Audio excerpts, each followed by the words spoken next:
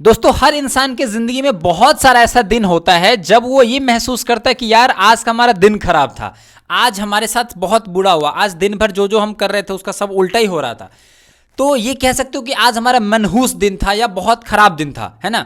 तो उसको अगर आप इडियम्स में कहना चाहो, फ्रेज में कहना चाहो, तो आप बोलेंगे अ बैड हेयर डे। तो यहां लिखा हुआ है अ बैड हेयर डे। इसका मतलब होता है ए डे, एक ऐसा दिन जहां पे एवरीथिंग, हर एक चीज सीम्स टू गो रॉन्ग, हर चीज तुम्हारे साथ बुरा ही हो रहा है, तो तुम बोलोगे अ बैड हेयर डे है आज। और इसको हिंदी में कह सकते हैं मनहूस दिन। चलो, अच्छा दोस्तों, मान लीजिए कि कोई क्रिकेटर है आपका, मान लीजिए कि विराट कोहली। तो 2019 के समय में उनका जो मतलब फॉर्म था वो खराब चल रहा था। हालांकि उनके खराब फॉर्म में भी बहुत सारे अच्छे अच्छे प्लेयर से उनका अच्छा फॉर्म चल रहा था, बट अगर उनके फॉर्म से कंपैरिजन किया जाए तो उनका फॉर्म खराब था, है ना। तो वो या फिर उनके जो फैंस थे ये महसूस कर रहे थे कि विराट कोहली का भी समय खराब चल रहा है ना, मतलब वो अभी कठिनाई का दौर चल रहा है। तो उसको, उस समय को आप अगर फ्रेज के रूप में कहना चाहो तो आप बोल सकते हो अ बैड पैच। देखो इसका मतलब क्या लिखा हुआ है, अ पीरियड ऑफ डिफिकल्टी, एक खास समय, मतलब एक पीरियड मतलब एक दिन दो दिन नहीं, एक साल दो साल, एक महीना दो महीना, मतलब एक बड़ा सा समय का जो ड्यूरेशन होता है उसके बारे में बात किया गया है। कठिनाई का दौर चल रहा है, दौर चल रहा है, मतलब ये नहीं कि एक दिन दो दिन, मतलब जैसे बोलते ना, जब कमेंटेटर बोलते जब विराट कोहली खेलता है तो, कि लोगों का मतलब बाकी जो प्लेयर्स होते हैं उसका दिन होता है, इस खिलाड़ी का दौर चल रहा है। तो ये जो दौर है, कठिनाई का दौर चलने लगता है, मतलब एक दिन दो दिन का नहीं, एक खास समय के लिए इसको हम यूज कर सकते हैं अ बैड पैच। और अगर एक दिन आपका खराब है तब क्या यूज करोगे, अ बैड हेयर डे। ठीक है, तो अ बैड हेयर डे का मतलब कोई खास दिन आपका खराब है, और अ बैड पैच इसका मतलब हुआ कि एक खास दौर जो है वो आपका कठिनाई वाला बीत रहा है। तो अब आ जाते हैं हम लोग 3 नंबर फ्रेज पे। देखो, इमेजिन करो कि आपकी शादी हो गई है, और शादी होने के बाद आप जा रहे हो कहाँ पे, सुहागरात मनाने। ठीक है, तो जैसे ही आप रूम में घुसते हो आपको एक बेड दिखाई पड़ता है, और बेड पे बहुत सारे फूल बिछे हुए दिखाई पड़ते हैं। हो सकता है फूल नहीं भी दिखाई दे, मतलब अगर आप गरीब घर में शादी की हो तो हो सकता है फूल नहीं भी दिखाई दे, लेकिन हाँ, मज़ा तो आने वाला, चाहे गरीब हो चाहे आप अमीर हो। ठीक है, तो एक ऐसा सिचुएशन आप मतलब एक ऐसे सिचुएशन में हो आप, जब आप अपने आप को मतलब किसी परेशानी में नहीं पा रहे हो, है ना, और आप अपने आप को खुश पा रहे हो। तो दोस्तों, कोई भी ऐसा सिचुएशन, कोई भी ऐसा परिस्थिति में जब अपने आप को आप पाते हो, जब आप अपने आप को कठिनाई में महसूस नहीं करते हो, आपको लगता है कि सब कुछ ठीक चल रहा है, आसान चल रहा है, कोई कठिनाई वाला दौर नहीं चल रहा है, और आप अपने आप को खुश पाते हो, तो ऐसे सिचुएशन को आप कह सकते हो अ बेड ऑफ रोजेज। तो अ बेड ऑफ रोजेज का मतलब है एन ईजी, एक ऐसा सिचुएशन जहां पे सब कुछ आराम वाला काम, मतलब कोई बहुत मुश्किल वाला काम नहीं हो, और हैप्पी सिचुएशन में हो आप, तो आप कह सकते हो इस सिचुएशन को अ बेड ऑफ रोजेस, आरामदायक स्थिति में आप अपने आप को पा रहे हो। चलो, अब बिना किसी देरी के आ जाते हैं 4 नंबर फ्रेज पे। देखो दोस्तों, आपने ज़रूर कहीं ना कहीं देखो, ये बी, बी का मतलब होता है मधुमक्खी, ठीक है, और हाइव का मतलब होता है मधुमक्खी का छत्ता। तो कहीं ना कहीं आपने ज़रूर ये देखा होगा मधुमक्खी का छत्ता। ठीक है, अब ये जो मधुमक्खी का जो छत्ता आप देखे होंगे, तो वहाँ पे मधुमक्खी सो नहीं रहा है, वहाँ पे कुछ ना कुछ काम कर रहा, हमेशा वो बिजी है, बिजी है। जब हमने देखा तब तो हो सकता है रात उत में सो जाता होगा, हमको नहीं पता है, लेकिन जब हम देखते हैं तब हमको लगता है हमेशा हर मधुमक्खी कुछ ना कुछ कर रहा है, वहाँ पे कुछ ना कुछ आवाज़ आ रहा है।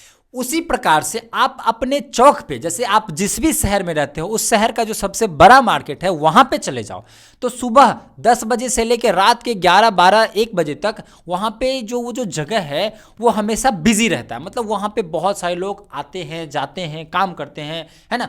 तो एक ऐसा जगह जहाँ पे बहुत मतलब बहुत बिजी जगह हो, उसको आप कह सकते हो अ बी हाइव, मतलब उस जगह को जो है ना मधुमक्खी के छत्ता से कंपेयर करके इस फ्रेज को बनाया गया है। अ बी हाइव एक फ्रेज है जिसका मतलब होता है अ बिजी प्लेस, एक ऐसा जगह जहां पे बहुत मतलब एक व्यस्त जगह। ठीक है, हाँ, तो अब हम आ जाते हैं 5 नंबर फ्रेज पे। देखिए, जैसे इंडिया और पाकिस्तान का मैच चल रहा है, इमेजिन कीजिए, या फिर आप ये इमेजिन कीजिए कि आप इंस्टाग्राम स्क्रॉल कर रहे हो, इंस्टाग्राम पे वीडियो देख रहे हो और अचानक से एक ऐसी लड़की का वीडियो आता है जो काफ़ी सुंदर है, वहाँ पे आप आके रुक जाते हो और पूरे वीडियो को एक बार, दो बार, तीन बार देखते हो। तो ये दोनों, या फिर कोई ऐसा फेमस यूट्यूबर है जिसका एक वीडियो आया है, तो वहाँ पे ये तीनों जो सिचुएशन है वहाँ पे लोग जाएंगे और देखेंगे उस वीडियो को, या फिर उस चीज़ को देखेंगे वहाँ पे रह के, है ना। तो ये एक ऐसा केंद्र है जहाँ पे लोगों का आकर्षण है, मतलब लोग वहाँ पे जाएंगे और इस चीज़ को देखेंगे। तो एक ऐसा चीज़ जो बहुत बड़ा आकर्षण का केंद्र हो, उसको अगर आप फ्रेज के रूप में कहना चाहते हो तो आप कह सकते हो अ बिग ड्रॉ। देखिए दोस्तों, जिस भी मोहल्ले में आप रहते हैं या फिर जिस भी गांव में, सोसाइटी में, शहर में, जहाँ पे भी आप रहते हैं, उस खास जगह पे जो सबसे ऊंचा बिल्डिंग है, अगर आप उस जगह के सबसे ऊंचे बिल्डिंग के छत पे जाके अगर आप देखना चाहो तो उस पूरे सोसाइटी को, मतलब पूरे अगल बगल के दूर दूर के इलाका को आप अच्छे से देख सकते हो। तो आप ऐसे नज़र से देख रहे हो जो कि कैसा नज़र है, बर्ड का नज़र है, मतलब चिड़िया वाली नज़र से आप उस चीज़ को देख रहे हो। मतलब चिड़िया कहाँ से देखती है, तो बहुत ऊंचे जाके, मतलब चिड़िया ज़्यादातर जो वो ज़मीन पे नहीं रहती है, हवा में उड़ती है। तो हवा में बहुत ऊंचा से अगर आप किसी भी चीज़ को देखोगे तो आप ज़्यादा अच्छे तरीके से देख सकते हो और ज़्यादा दूर तक देख सकते हो, है ना। तो अगर आप किसी भी चीज़ को ज़्यादा अच्छे तरीके से देखना चाहते हो और ऊपर से देखना चाहते हो ताकि चारों तरफ का हमको कवर हो जाए, और आप इसको अगर फ्रेज में यूज़ करना चाहते हो तो आप यूज़ करेंगे a bird's eye view, a general view from above, मतलब ऊंचाई से विस्तृत व्यू, विस्तृत दृश्य, मतलब विस्तृत का मतलब वो कि बहुत ज़्यादा दूर, मतलब एकदम अच्छा तरीके से डिफाइन किया गया हुआ ऐसा व्यू जो होता है उसको हम बोलेंगे अ बर्ड्स आई व्यू। तो अब आ जाते हैं हम 7 नंबर फ्रेज पे। देखिए, इस फ्रेज को समझने से पहले इस वर्ड को हमें समझना पड़ेगा जो कि है डिसगाइज। डिसगाइज का मतलब होता है अपने भेष को बदलना, अपने पहचान को छुपा के कुछ इस प्रकार से अपने आप को प्रस्तुत करना कि आप वो नहीं जो आप हैं, आप वो हैं जो आप दिखाना चाहते हैं। जैसे आप अगर किसी मूवी में एक्टिंग करने जा रहे हो और वो आप किसी और का मतलब बायोपिक बना रहे हो, जैसे मान लेते हैं कि नरेंद्र मोदी जी का बायोपिक बनेगा, तो जो एक्टर होगा वो मोदी जी के वेशभूषा में आएगा, वो मोदी जी की तरह बोलेगा। तो वो जो एक्टर वो अपने आप को ये नहीं दिखा रहा कि मैं हूँ, वो ये दिखा रहा है कि वो मैं मोदी जी हूँ। आप समझ रहे हो मेरी बात को। तो डिस्गाइज का मतलब होता है भेष बदलना, आवाज़ बदलना, अपना पहचान बदलना, ताकि वो नहीं दिखाई पड़े जो वो है, वो दिखाई पड़े वो जो दिखाना चाहता है। तो डिस्गाइज का मतलब आप समझ गए।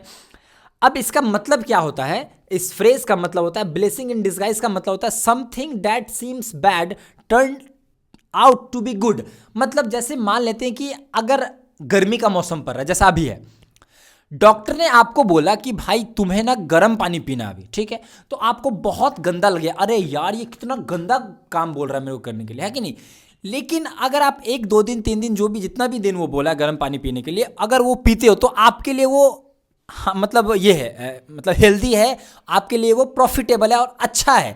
1 2 दिन पीने के बाद आपको महसूस होता है अरे यार सच में गर्म पानी पीने से जो भी हमारा प्रॉब्लम था वो दूर हो गया, है ना। तो यह एक ऐसा चीज़ था जो आपको पहले तो बुरा लग रहा था, लेकिन बाद में इसका जो रिजल्ट दिखाई दिया तो बाद में आपको लगा नहीं नहीं ये जो गर्म पानी था ये बेस्ट चीज़ था हमारा लिए अभी के समय में।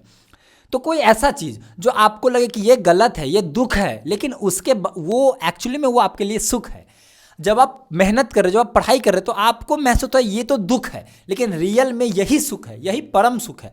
तो ये जो चीज़ होता है, इस प्रकार के चीज़ों को आप फ्रेज के रूप में कह सकते हो अ ब्लेसिंग इन डिस्गाइज, दुख के भेष में सुख।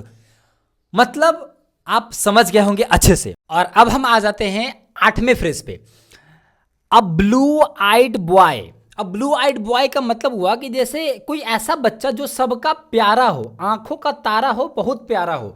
जैसे मान लीजिए कि एक बच्चा है, वो क्या है कि मतलब ब्लू मतलब होता है नीला। और हमारे भारत में ज़्यादातर स्कूल जो होता है, सरकारी स्कूल, तो ऐसा होता है कि उसमें ब्लू नीला कलर का शर्ट पहन के जो है वो विद्यार्थी जाता है अपने स्कूल में, ठीक है। तो अगर एक विद्यार्थी एकदम प्यारा सा विद्यार्थी है, वो नीला कलर का शर्ट पहन के पढ़ने जा रहा है, तो फिर वो अपने गार्जियन का क्या हो गया, आंखों का तारा हो गया और बहुत प्यारा हो गया। तो आप इस प्रकार से इसको याद कर सकते हो कि अ ब्लू आइड बॉय कहने का मतलब हुआ कि एक ऐसा बच्चा जो सबका प्यारा हो, ठीक है। ये सिंपल सा फ्रेज है। अब आ जाते हैं बिना किसी देरी के 9 नंबर फ्रेज पे, अ बोल्ट फ्रॉम द ब्लू। देखो इसको हम कैसे याद करेंगे। देखो ब्लू का मतलब होता है आसमान, मतलब ब्लू का मतलब होता है नीला, बट आसमान होता है नीला। आसमान है नीला, आसमान क्या है दोस्तों, नीला है। लेकिन फिर भी वहां से क्या निकल गया, बोल्ट निकल गया। बोल्ट मतलब थंडर स्टॉर्म, मतलब वहां से बारिश की गर्जन आ रही है ना दोस्तों। जब आसमान नीला है तब तो बारिश का गर्जन आ ही नहीं सकता है। तो कोई ऐसा सिचुएशन जो कि हम एक्सपेक्ट नहीं कर रहे हैं, एक्सपेक्ट मतलब उम्मीद नहीं कर रहे हैं, फिर भी ऐसा कुछ हो जाए तो आप कह सकते हो अ बोल्ट फ्रॉम द ब्लू, मतलब आकस्मिक घटना, समथिंग अनएक्सपेक्टेड, अचानक से हो जाए, एंड अनप्लीजेंट, और कुछ बुरा हो जाए। कोई ऐसा घटना जो आकस्मिक मतलब अचानक से हो जाए, जिसका हम उम्मीद नहीं लगाए हुए थे और वो कुछ बुरा हो, तो आप उसको कह सकते हो अ बोल्ट फ्रॉम द ब्लू। तो आज हमारा 9 फ्रेज कंप्लीट हुआ। फिर मिलते हैं नेक्स्ट वीडियो में। वीडियो को लाइक कर दे दोस्तों और चैनल को सब्सक्राइब कर ले।